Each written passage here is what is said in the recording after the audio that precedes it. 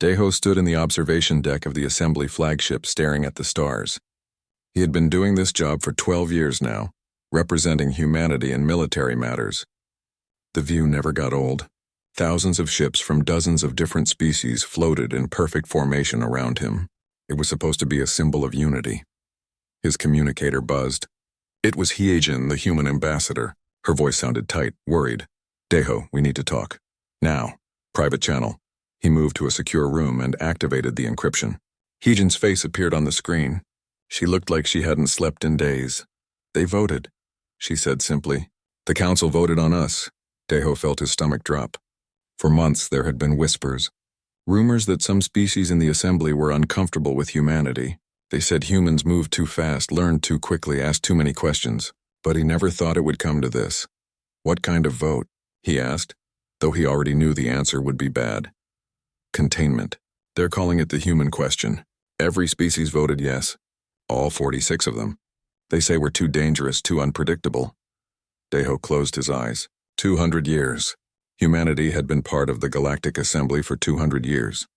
They had shared their technology, their art, their culture. Humans had died protecting assembly worlds from pirates and disasters. And this was how it ended. What does containment mean? He asked. Earth gets quarantined. All our colony worlds get blockaded. Every human serving in assembly positions gets arrested and sent to re-education camps. They're calling it protective custody. Hyejin's voice broke. Deho, they're going to put us in cages. On the other side of the galaxy, Jiwan was working late in her laboratory. She was a physicist, one of the best. For the past 5 years, she had been helping the assembly develop new engine technology. The work was exciting, challenging, exactly what she loved. Her computer chimed with an incoming message. It was marked urgent and encrypted with a code she hadn't seen in years. The military emergency code. She opened it and started reading. Then she read it again. Then a third time. The message contained evidence, lots of it. Documents showing that the assembly had been stealing human innovations for decades.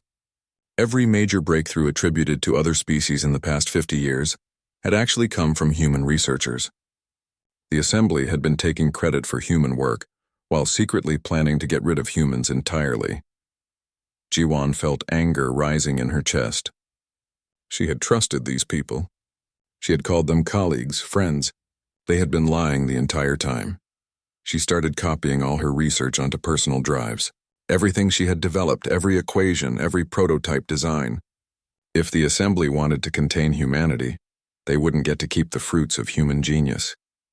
Minho received the alert while his fleet was on patrol near the outer rim. He was a captain in charge of 17 ships. His orders were simple and clear. Prepare for Protocol Exodus. He had never heard of Protocol Exodus. It wasn't in any manual he had studied, but when he entered the code into his command console, a hidden file opened. It was dated from 70 years ago, created by the first generation of humans to join the assembly. The file contained one simple instruction. If humanity was ever betrayed by the assembly, scatter and survive. Don't fight, don't negotiate, just disappear. Minho looked at the detailed plans. Coordinates for hidden supply caches scattered throughout unexplored space. Emergency rally points beyond the edge of known territory. Communication protocols that would let scattered human ships stay in contact without the assembly being able to track them. Someone, long ago, had known this might happen. Someone had prepared. He started sending coded messages to every human ship he could reach. The messages looked like routine status updates. But hidden in the technical language was a simple phrase. Exodus tonight. Back on the assembly flagship, Deho was in an emergency meeting. The alien council members sat in their seats looking uncomfortable but determined. Speaker Vralos, a tall creature with 4 arms and skin like blue crystal, spoke for the group. Commander Deho, we want you to understand. This is not personal. We have great respect for humans. But we have a responsibility to maintain order and safety in the galaxy. Safety from what? Deho asked. His voice was calm, but his hands were clenched under the table. From unpredictability, another council member said. Humans break rules when you think the rules are wrong. You find solutions to problems we said were unsolvable. You take risks that terrify us. We cannot have such chaos in our carefully ordered society. So you're punishing us for being good at solving problems? We are protecting the galaxy, Vralos said firmly. The vote was unanimous. The decision is final. Tomorrow morning, the containment protocols will begin. We are telling you now as a courtesy because of your years of service. Deho stood up slowly. A courtesy? That's what you call this. He walked out of the chamber. As soon as he was in the corridor, he started running. He reached the communications center and locked the door behind him. His fingers flew across the controls, accessing every human frequency he could find. Then he sent the message.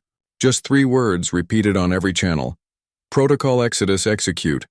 Across the galaxy on hundreds of worlds and thousands of ships, humans received the message.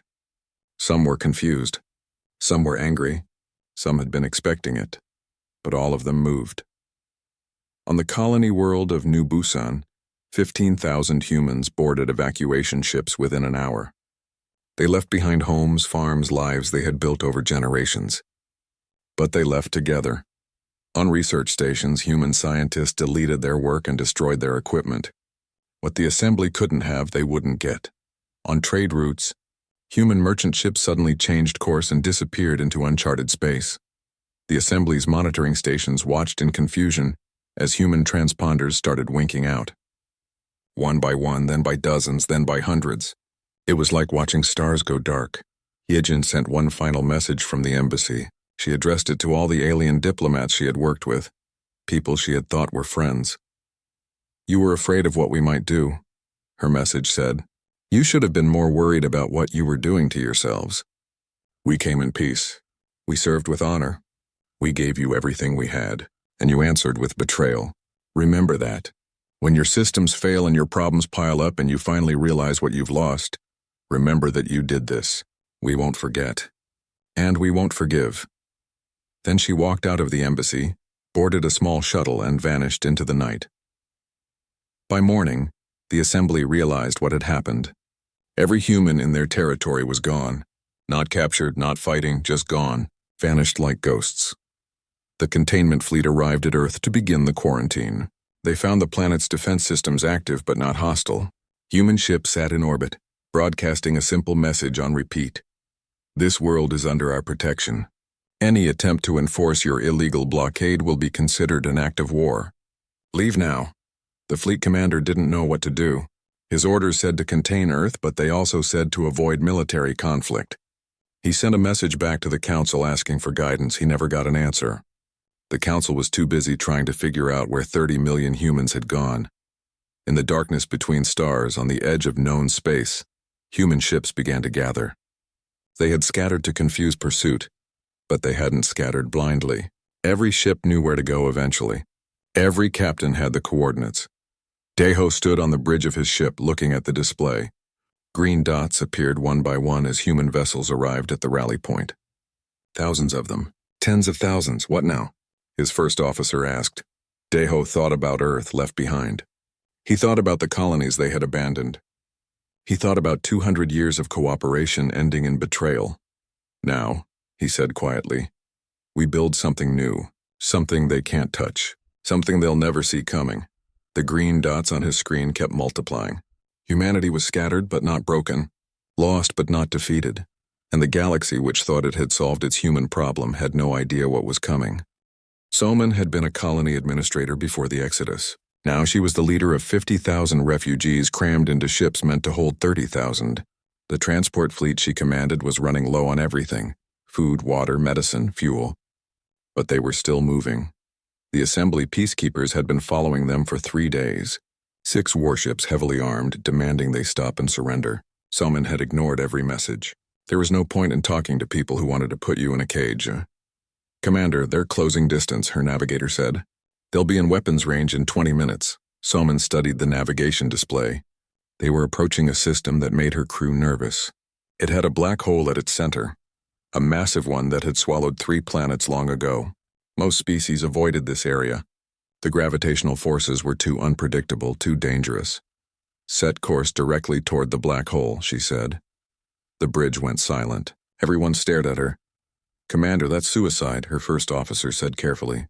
Even if we survive the approach, we'll never have enough power to escape the gravity well. Trust me, Soman said. We've done crazier things. The refugee ships changed course, diving toward the black hole. Behind them, the assembly peacekeepers slowed down. Their commander sent an urgent message. Human vessels, you are heading into a hazard zone. Reverse course immediately. Somin didn't respond. She was too busy calculating trajectories and timing. This maneuver would only work if everything was perfect. And if she was wrong, 50,000 people would die. The ships entered the gravity well. Alarm screamed. Hull plating groaned under the stress. People grabbed onto anything they could hold as the artificial gravity struggled to compensate. Now, Somin shouted. Fire all maneuvering thrusters full power. The ship skimmed along the edge of the black hole's event horizon, moving faster than any vessel should be able to go.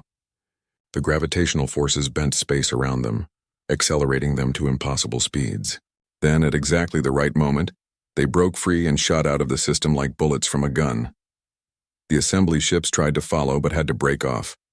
Their commanders watched in shock as the human vessels performed a maneuver that violated every safety protocol in the book. The refugee ships disappeared into uncharted space, moving too fast to track.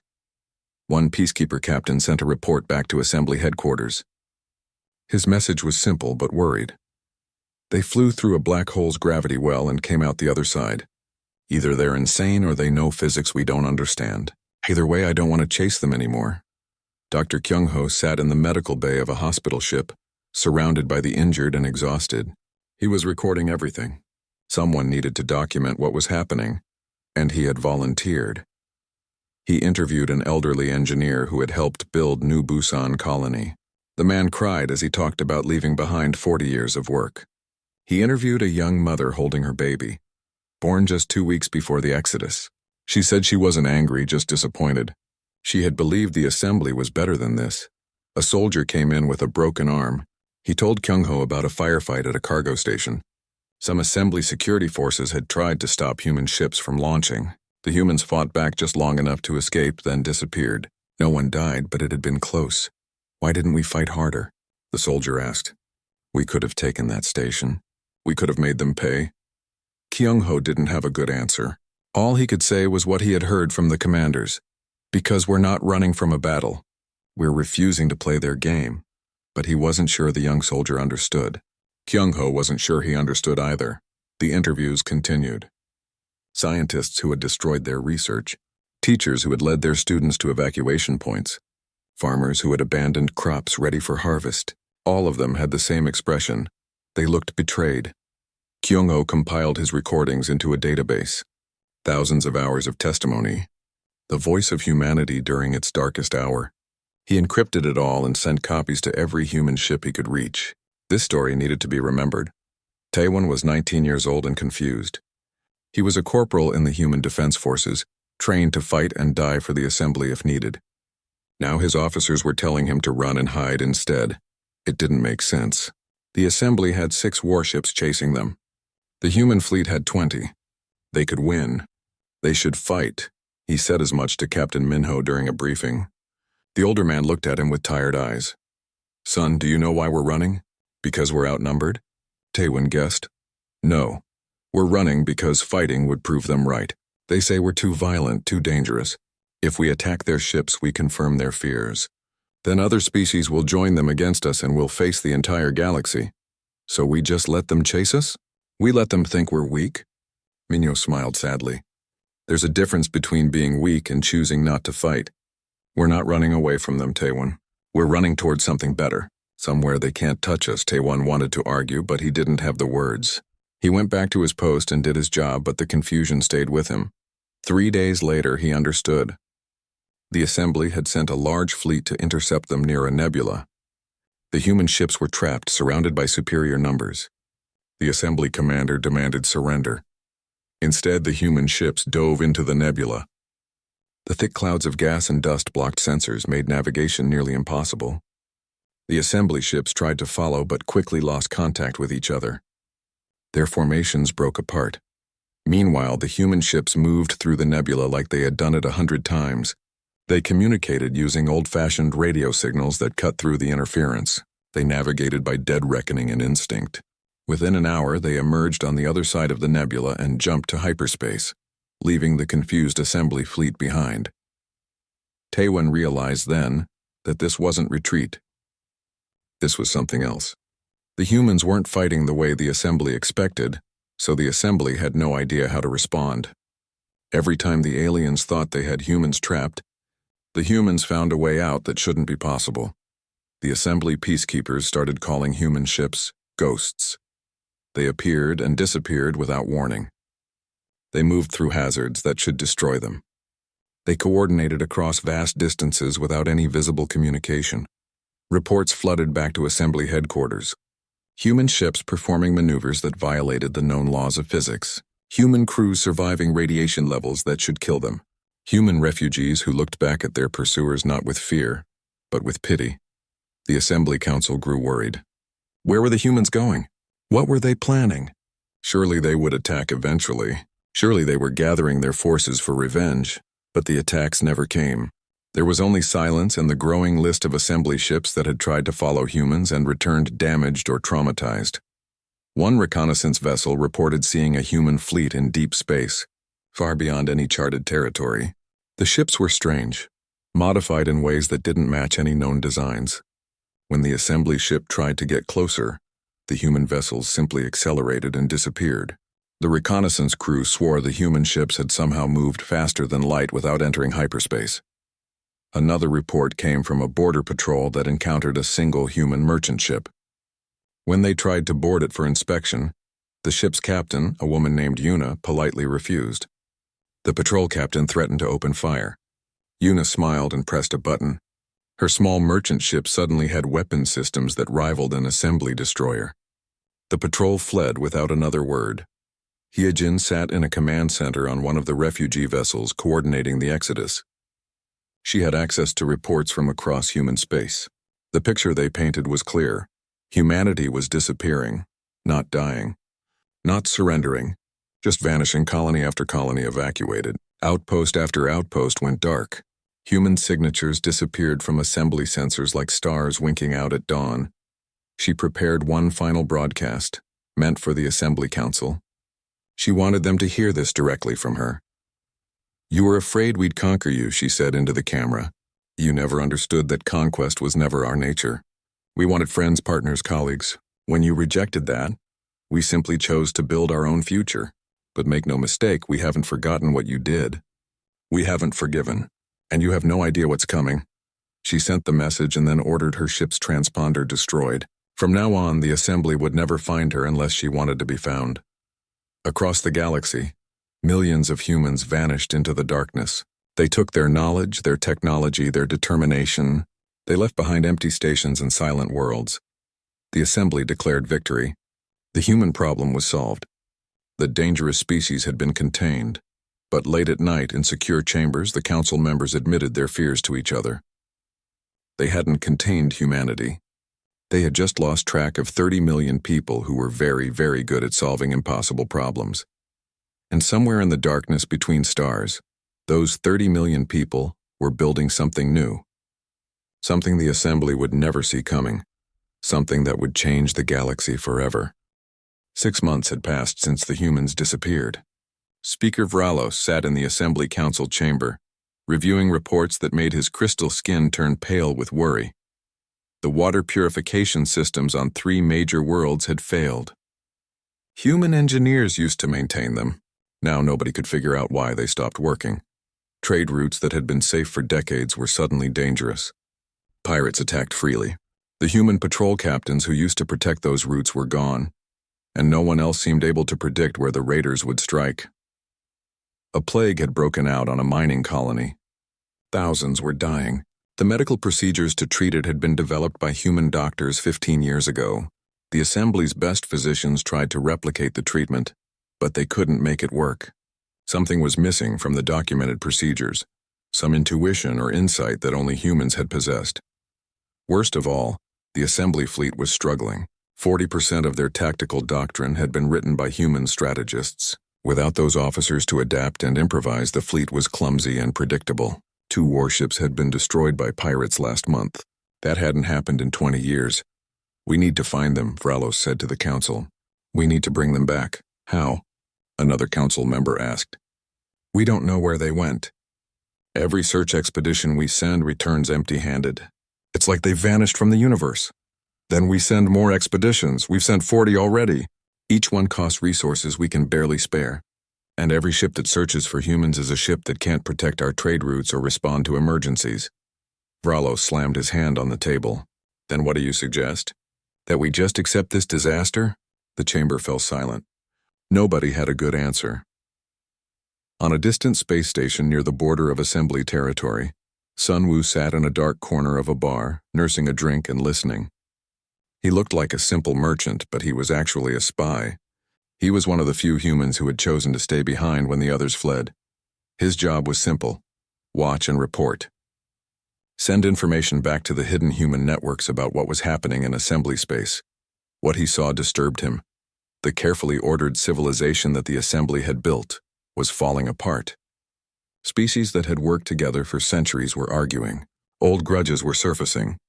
Without humans to mediate disputes and find creative compromises, problems that should have been easy to solve became crises. A trade disagreement between two species had escalated into a shooting war. 12 ships destroyed, hundreds dead, all because nobody could find a solution that satisfied both sides. A human diplomat could have solved it in a week. 3 colonies were threatening to leave the assembly entirely. They said there was no point in being part of a coalition that couldn't protect them or solve their problems. Sun Wu recorded everything and sent encrypted reports to coordinates that changed every day. He knew someone out there was reading his messages. He knew humanity was still watching, still paying attention. But what would they do with this information? Would they feel satisfaction at seeing the assembly suffer? Or would they feel sad at watching something they had helped build slowly collapse? Sun Wu wasn't sure which would be worse. Yuna's small merchant ship slipped through the shadows near an asteroid field. She was one of the few humans still operating openly in assembly space. The authorities had tried to arrest her twice. She had escaped both times. Now she was a legend, a ghost story. Traders whispered about the human woman who appeared in remote systems, traded fairly and vanished before the assembly patrols arrived. Today she was meeting a desperate mining colony. They needed medical supplies. The assembly had promised to send them, but the shipment was delayed. People were dying. Yuna docked her ship and carried the supplies to the colony's medical center herself. The alien doctor there was crying with relief. "Thank you," the doctor said. "Thank you. How much do we owe you?" "Nothing," Yuna said. "Consider it a gift, but why? Your people have no reason to help us. We voted for your containment. We said you were dangerous." Yuna looked at the sick colonists in their beds. "You didn't vote. The council did, and these people are innocent. They're just trying to live." She left the supplies and returned to her ship. Before she departed, she left a small data chip with the colony administrator. On it was a message. "Humanity remembers. We remember who harmed us. We also remember who tried to speak for us. When you need help again, call into the dark. Someone will answer." The Assembly's military expeditions kept pushing further into unexplored space, searching for the missing humans. Most returned frustrated and empty-handed, but one expedition made a discovery that terrified everyone who heard about it. They found a memorial. Thousands of small markers floating in space, arranged in perfect rows. Each marker had a name carved into it. Human names. At the center was a larger monument with words that chilled the expedition commander. "We came in peace. You answered with chains. Do not look for us. You will not like what finds you first." The commander sent the recording back to Assembly headquarters. Then she ordered her fleet to return immediately. Her crew needed no convincing. Something about that memorial made everyone uneasy. What did the message mean? Was it a threat, a warning, or just a statement of fact? The Assembly analysts studied the recording for weeks. They noticed something strange. The memorial wasn't old. It had been built recently, within the last month. That meant humans were out there somewhere nearby watching the expedition the entire time. But why reveal themselves just to show this memorial? What was the point? Some analysts thought it was psychological warfare. Others believed it was a message to other species, showing what happened when you betrayed humanity's trust. A few analysts had a darker theory. Maybe it was bait. Maybe the humans wanted the Assembly to keep searching. Maybe they were leading the expedition somewhere specific. After that discovery, fewer ships volunteered for search missions. Vralos called an emergency session of the council. The room was tense. Several species were demanding answers. We were told the humans were contained, one ambassador said angrily. We were told the problem was solved. Instead, everything is falling apart. Our economies are struggling. Our defenses are weak, and the humans are still out there doing who knows what. We underestimated them, Vralos admitted. We thought we were dependent on their labor. We didn't realize we were dependent on their thinking. They solved problems we didn't even know we had. So what do? We try to negotiate. We send a diplomatic mission. We apologize and ask them to return. And if they refuse, Vralos had no answer for that. The diplomatic mission was assembled carefully. They chose ambassadors from species that had opposed the containment vote. They prepared generous offers, full restitution, apologies, guarantees of autonomy for human worlds. The mission broadcast their message on every frequency they could access, aimed at the regions where humans were last seen. We want to talk. We were wrong. Please respond. The silence lasted 3 weeks, then finally a response came. It wasn't from any official human representative. It was a simple text message, sender unknown. You want to talk? Then stop looking for us. Stop sending ships into deep space. Stop trying to find our new homes. If you can respect our boundaries, we'll respect yours. But know this, we will never return to the assembly. That future died when you voted against us. The message was a blow to the Council's hopes. But at least it was communication. At least the humans were willing to talk even if they wouldn't come back. Accept their terms, Vralos ordered. Pull back all search expeditions. Mark the border regions as neutral space. Some council members objected. That means admitting we can't control them. It means accepting they're truly independent. They were always independent, Vralos said quietly. We just didn't want to admit it. The orders went out. Assembly ships pulled back from deep space. The search for humanity officially ended, but the questions remained. Where were the humans now? What were they building? And why did their absence terrify the galaxy more than their presence ever had? On the fringes of known space, strange reports started coming in. A trading post that appeared overnight did business for a week, then vanished without a trace. Energy signatures that match no known technology. Gravitational anomalies that suggested massive construction projects in deep space.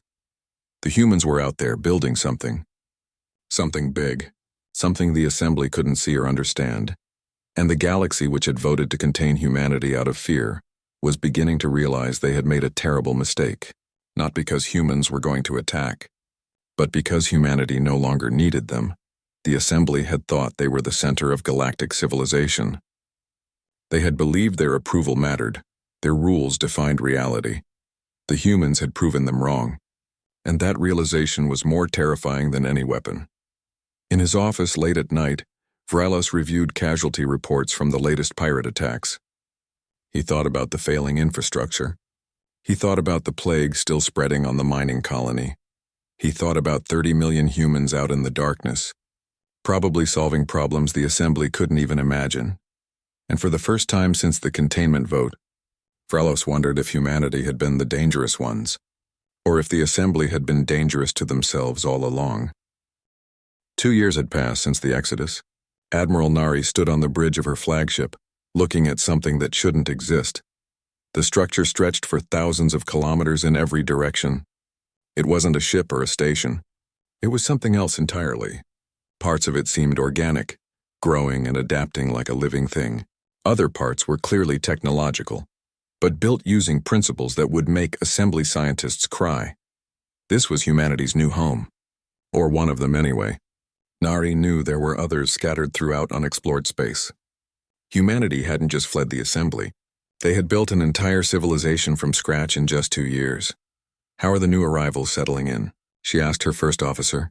Well enough. The colony ship from Sector 7 arrived yesterday with 8,000 more refugees. They're amazed by what we've built here. Nari nodded. Ships were still finding their way to human territory. People who had hidden during the Exodus, who had been too far away to evacuate on time.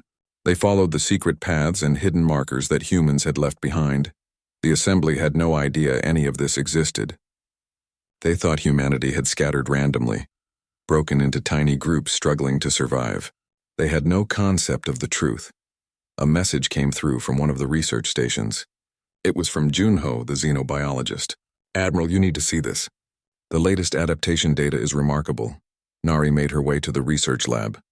Junho was young, excited, the kind of scientist who loved to share discoveries. He pulled up images and data on multiple screens. "Look at this," he said. "This is Colony Group 7. They've been living in high radiation zones for 18 months. Their cells have already started adapting. They're developing natural resistance to radiation that would kill a baseline human in hours." Natural adaptation in 18 months? Nari was skeptical. That should take generations. Normally, yes. But we're not in normal conditions anymore. The human genome is incredibly flexible. Add in some of the medical enhancements we've been developing, and people are evolving faster than we ever thought possible. He pulled up more data. Group 12 is living near a black hole dealing with intense gravitational stress. They're developing increased bone density and cardiovascular efficiency. Group 3 is in a low-oxygen environment. Their lung capacity has increased by 20%. "We're changing," Nari said quietly. "We're adapting," Junho corrected. "Just like we always have.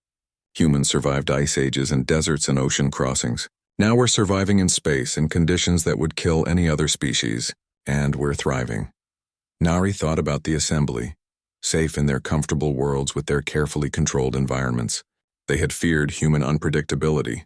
They had no idea how unpredictable humans could really be. In another section of the structure, a young girl named Heian sat in a classroom learning navigation. She was 7 years old and had been born during the Exodus. She had never seen Earth. She had never lived under assembly rule. To Heian, this was normal. Living in a massive structure between stars was just life. The strange mix of technology and organic systems was just how things were built. The fact that her teachers could do mathematics in their heads that required computers for other species was just how humans worked. Her teacher was explaining jump calculations when an alert sounded. It wasn't an emergency, just a notification. A ship had arrived at the border of human territory requesting permission to enter. It wasn't a human ship. Admiral Nari reviewed the request carefully. The ship was from a species called the Kirol, bird-like creatures that had been neutral during the containment vote. They were asking for asylum. "Why would they want to join us?" Nari asked. "Because the assembly is falling apart," her intelligence officer replied. "The Kirol are smart. They can see where things are going. They want to be on the winning side." "We're not a side," Nari said firmly. "We're not at war with the assembly." "No, but we're building something better." And people are starting to notice. Nari approved the request. The Kirol ship was allowed to dock and its crew of 30 was welcomed cautiously. Within days, more requests came. A group of engineers from another species. A science team that had been blacklisted by the assembly for asking too many questions. Refugees, outcasts, dreamers. They all wanted what humanity had built. A place where innovation wasn't feared. Where breaking old rules to solve new problems was celebrated. Where you could be more than what you were born as. Humanity's hidden civilization was growing, and not just with humans anymore. Meanwhile, back in assembly space, strange stories were spreading. Traders spoke of ghost stations at the edge of known territory. Places where you could trade for things the assembly no longer provided. Medical treatments that actually worked. Navigation data for safe routes through pirate territory. Advanced technology that was generations ahead of anything the assembly had. But the stations were never in the same place twice, and they only accepted certain payment. Information or raw materials, never currency.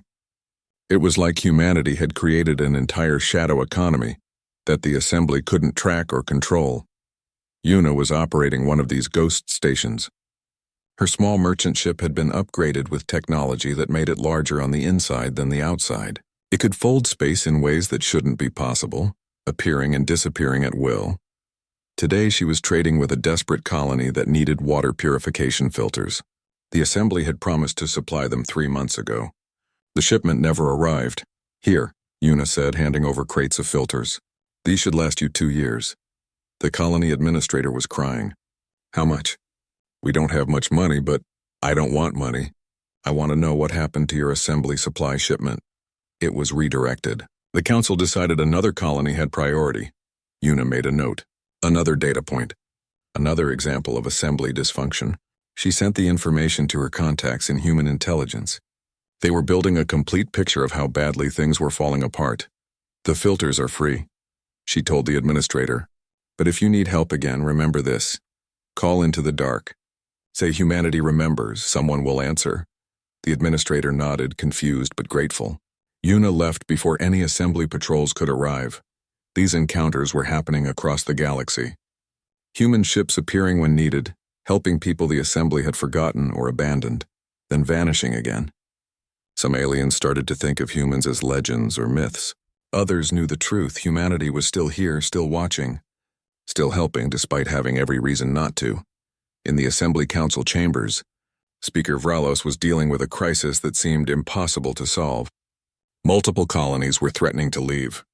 Trade revenue was down 60%. The military had lost 12 more ships to pirates last month, and now there were reports of alien species joining the humans, leaving Assembly territory and disappearing into deep space, presumably heading to wherever humanity was hiding. "We can't let this continue," one council member said. "We need to find them. We need to bring them back by force if necessary." "We tried that," Vrelos reminded him. "We lost 20 ships trying to track them. The humans move through space in ways we can't follow. They use technology we don't understand. And now they're not alone anymore." "Then what do you suggest?" Vrelos had been thinking about this for weeks. "We need to accept reality. Humanity has left us. They've built something new. We can either keep trying to control them, which will only weaken us further, or we can try to coexist." "Coexist? After they abandoned us?" "We abandoned them first," Vrelos said quietly. "We voted to put them in cages. They simply chose to leave instead. Can you really blame them?" The debate continued for hours, but no decisions were made. The assembly was paralyzed, unable to move forward or backward. Outside the council chambers, Sunwoo listened to the debate through hidden sensors. He compiled everything and sent it to his contacts. The message was simple. The assembly was dying. Not from attack, but from its own inability to function without humanity. Back in human territory, Admiral Nari received Sunwoo's report. She shared it with the other leaders. They discussed what it meant. "Should we help them?" someone asked. "They're struggling. People are dying because systems are failing." "We are helping," Nari replied. "Our ghost stations are providing supplies. Our ships respond to genuine emergencies.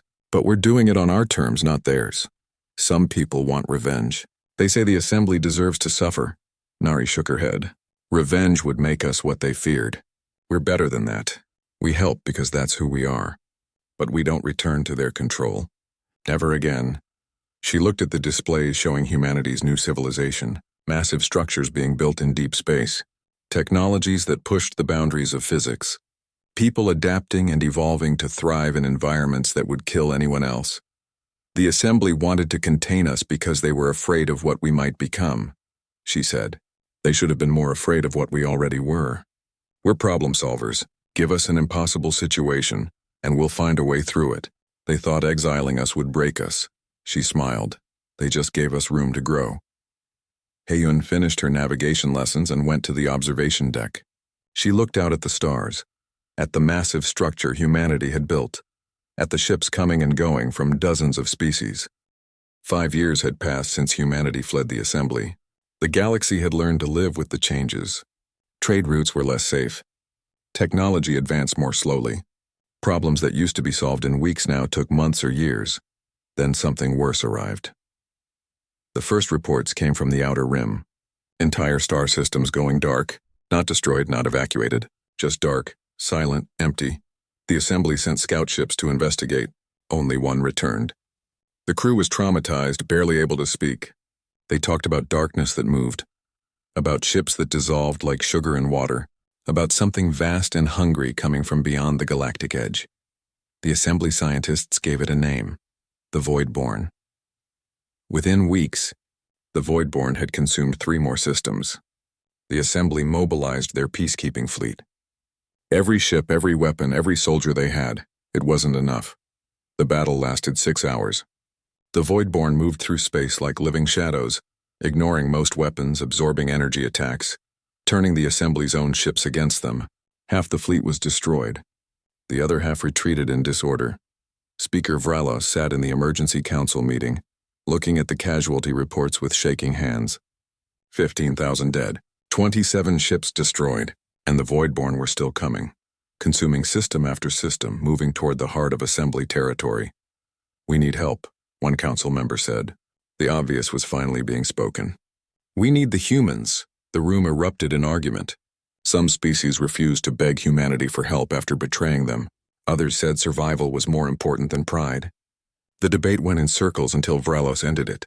"Send the message," he ordered. "Ask them. If they refuse, we die knowing we tried." The transmission was sent to the last known coordinates of human territory. It was simple and desperate. "The Voidborn are destroying us. We cannot stop them. Please help.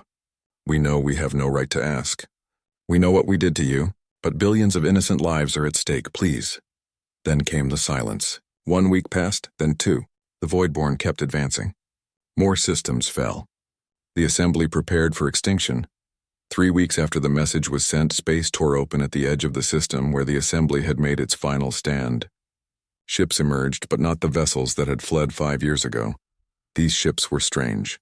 They looked organic and mechanical at the same time, as if grown rather than built. They moved in ways that made no sense, appearing in multiple places at once, folding space around them, and there were thousands of them. Admiral Deho's face appeared on the assembly's communication screens. He looked older, changed. His eyes held knowledge of things the assembly couldn't imagine. But his voice was still human, still familiar. "We received your call," he said. "We debated our response for 3 weeks. Some of us argued you deserve the fate you face. You betrayed us. You tried to cage us. Why should we save you?" Vralos felt his hope dying. Deho continued. "Others reminded us of something important. Humanity's greatest strength isn't our capacity for war. It's our refusal to let innocents suffer, even when those innocents wronged us, even when helping them gains us nothing. So here we are."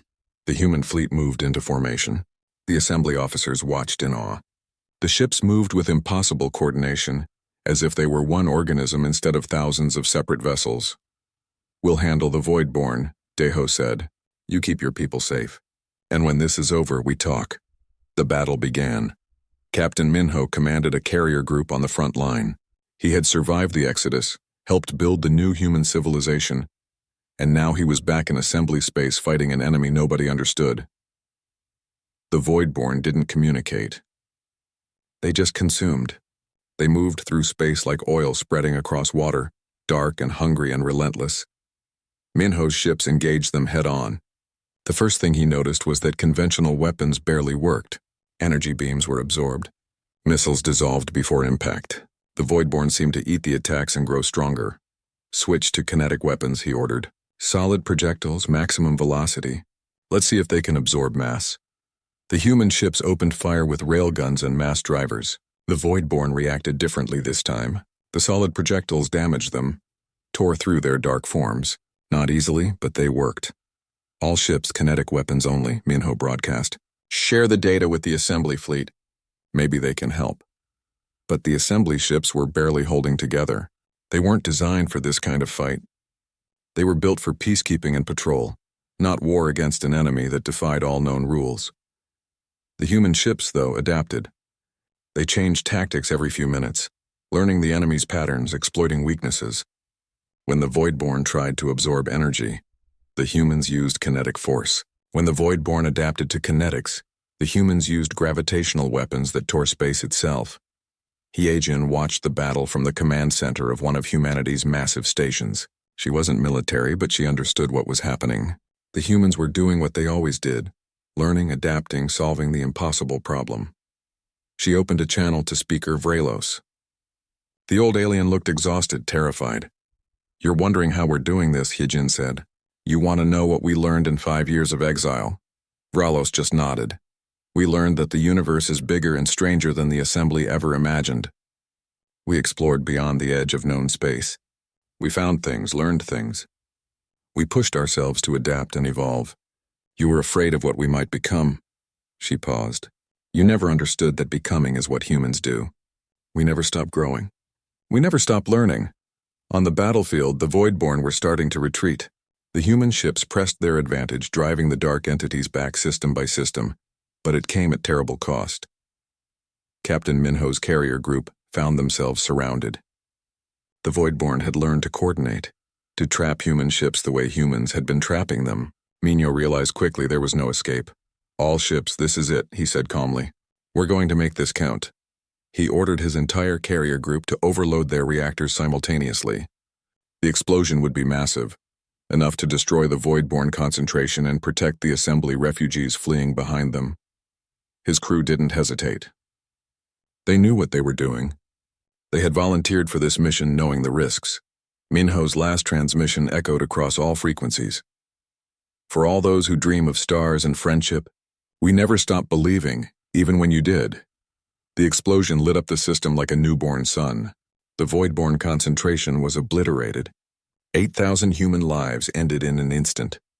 But behind them, 3 million assembly refugees escaped to safety.